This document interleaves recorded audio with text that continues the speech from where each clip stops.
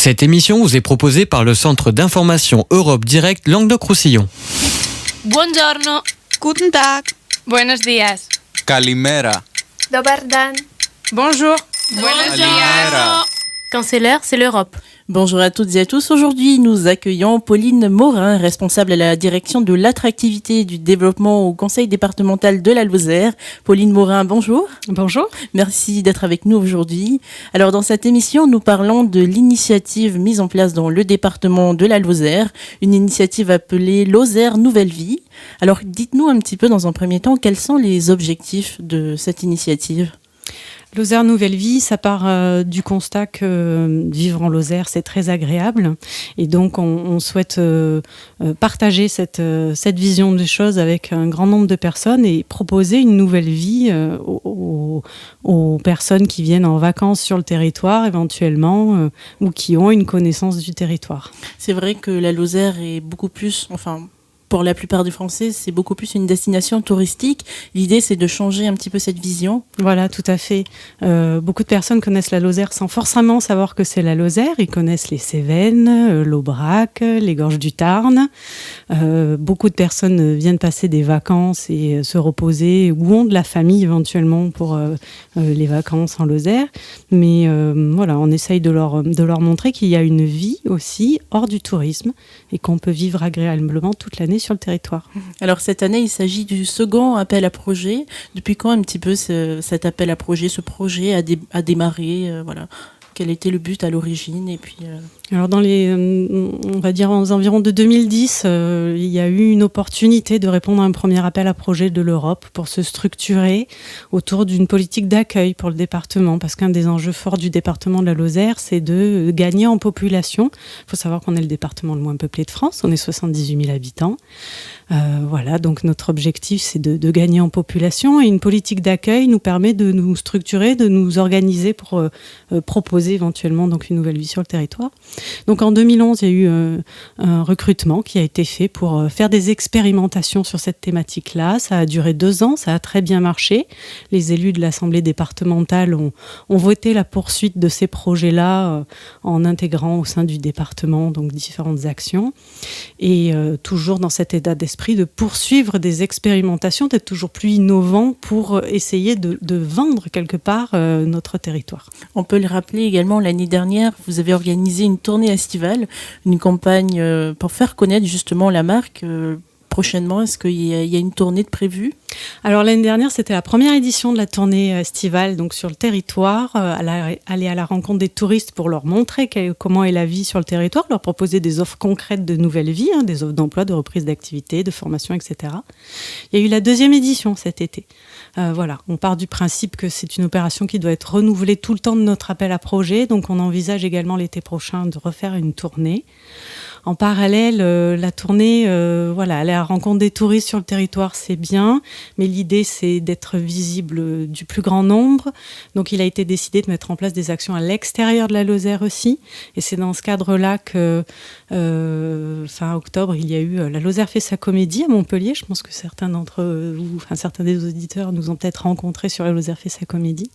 On va poursuivre les opérations de promotion de la Lozère de façon globale. Voilà, je vous l'annonce, on sera à Lyon au mois de mai. Alors, comment cette tournée se déroule-t-elle ? Ce sont des camionnettes qui vont à la rencontre des Montpellier, du public Voilà. L'idée, c'est qu'on se déplace pour rencontrer les touristes. Donc, on va sur les sites touristiques les plus fréquentés, sur les festivals, les nombreux festivals en Lozère l'été. Donc, on a un camion, Lozère Nouvelle Vie, qui est tout équipé. On a tout notre matériel.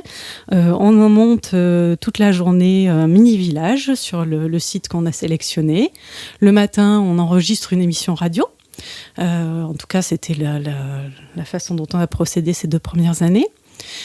Puis entre midi et 2, on fait découvrir aux touristes des produits locaux en mobilisant des producteurs qui habitent à côté du site où on s'installe pour la journée. Et enfin, l'après-midi, on essaye de proposer des animations à travers nos ambassadeurs, leur savoir-faire.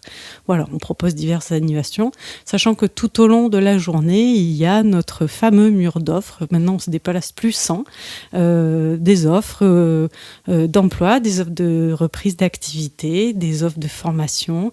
Et sur chaque opération, on a nos offres actualisées que vous pouvez retrouver aussi sur notre site internet Lozère Nouvelle Vie.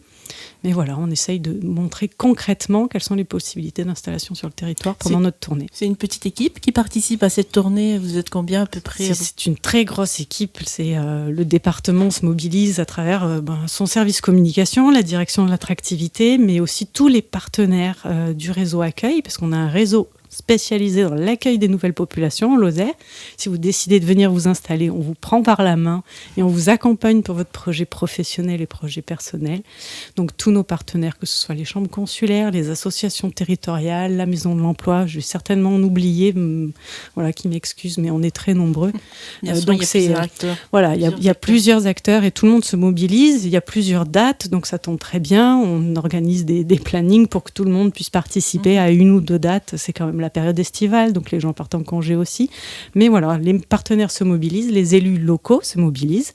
Quand on arrive sur leur territoire, ils nous réservent un bon accueil. Et puis les prestataires, que ce soit les producteurs ou les prestataires touristiques aussi, aiment bien participer à cette tournée-là.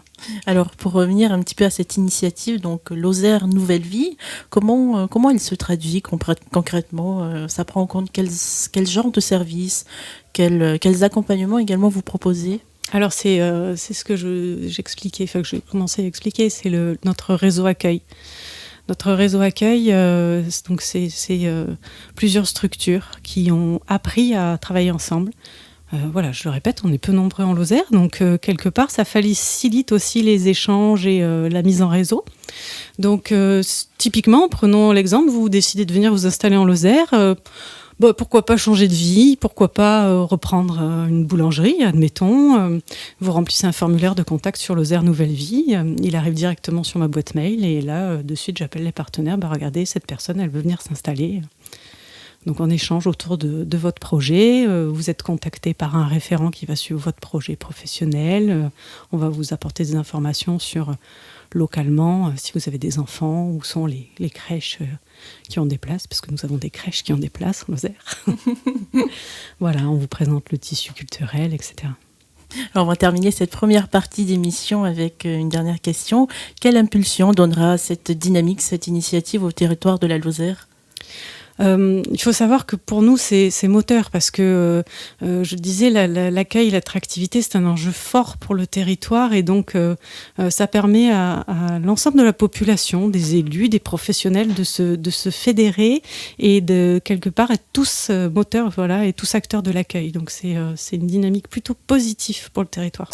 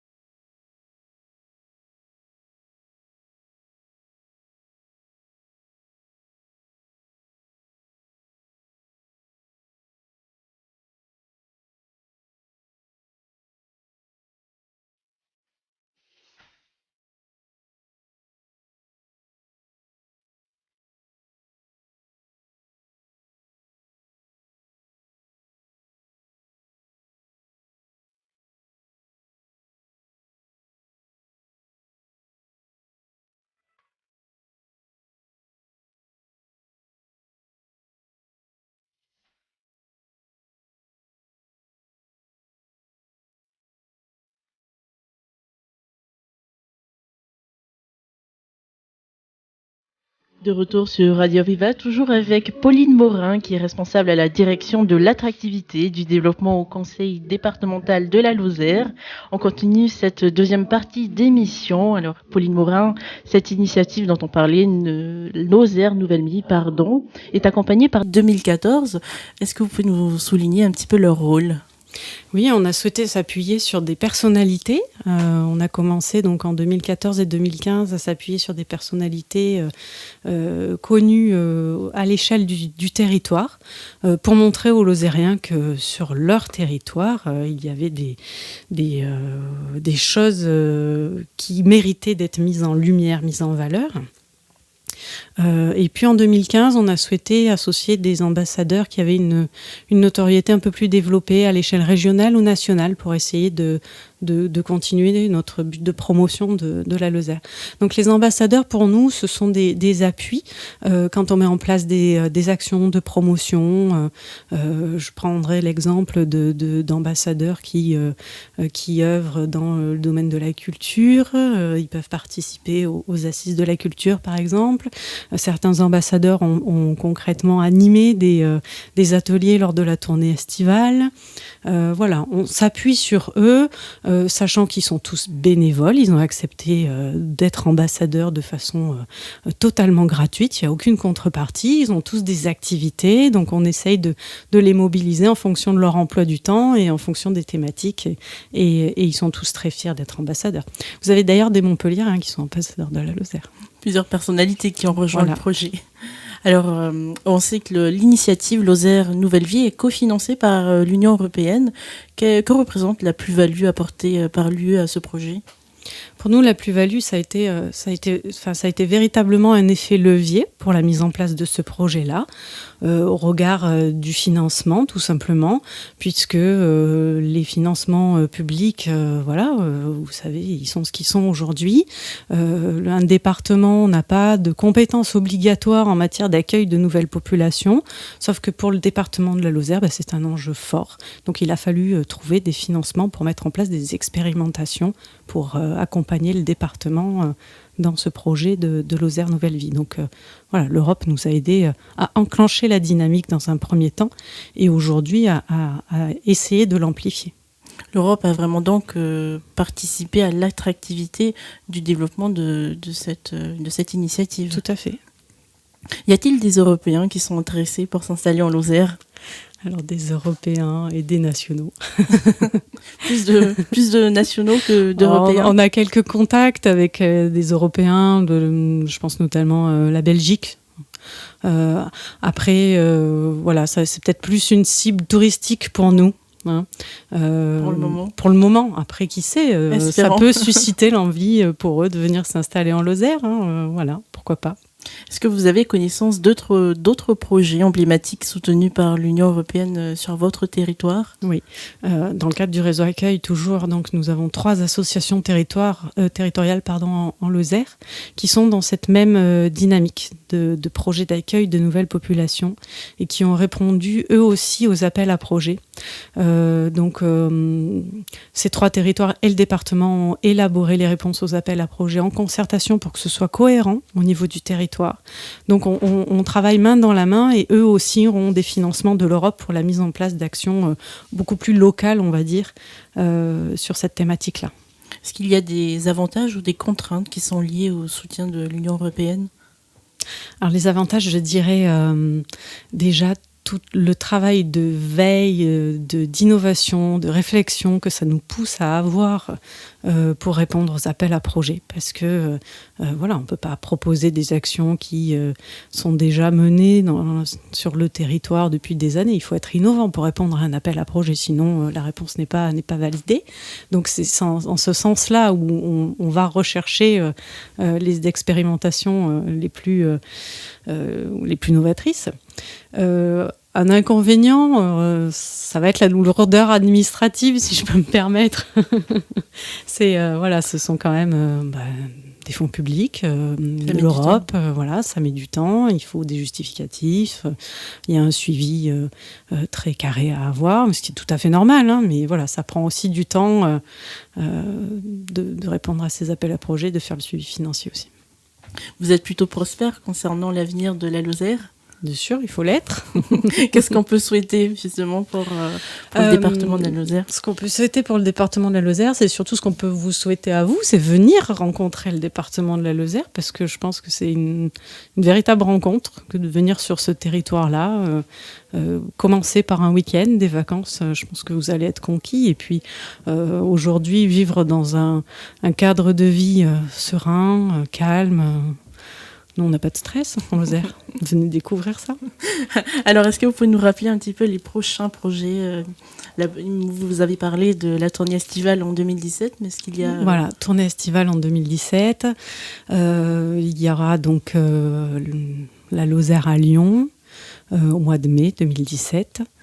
Voilà, on a des tas de projets qui sont en cours de réflexion. Il y aura certainement une douzaine d'ambassadeurs supplémentaires, puisque on aimerait bien arriver à 48 ambassadeurs. 48, c'est la Lozère. Voilà, on est toujours un chiffre symbolique. Un chiffre symbolique, et on est toujours dans on est toujours en réflexion sur quelles actions mettre en œuvre pour faire parler de la Lozère à l'extérieur du territoire et dans notre grande région, et puis plus particulièrement à Montpellier, parce qu'on est quand même très proche de l'Hérault, de Montpellier. On a beaucoup de Montpelliérains qui viennent passer des vacances en Lozère. Et donc un prochain, la Lozère fait sa comédie à Montpellier peut-être? Ah, on verra. Merci beaucoup Pauline Morin. Merci. Pour votre intervention.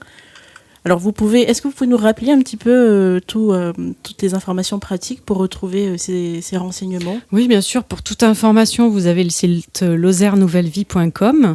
Vous retrouverez des informations sur le territoire de la Lozère. Vous retrouverez un formulaire de contact si vous avez envie, pourquoi pas, d'une nouvelle vie ou au moins de poser quelques questions. Donc vous avez beaucoup d'informations sur ce site-là. Merci Pauline pour vos réponses. Merci à tous pour votre fidélité. Excellente journée à tous sur Radio Viva. Buongiorno. Guten Tag. Buenos días. Kalimera. Dobar dan. Bonjour. Buenos Kalimera. Quand c'est l'heure, c'est l'Europe. Cette émission vous a été proposée par le Centre d'information Europe Direct Languedoc-Roussillon.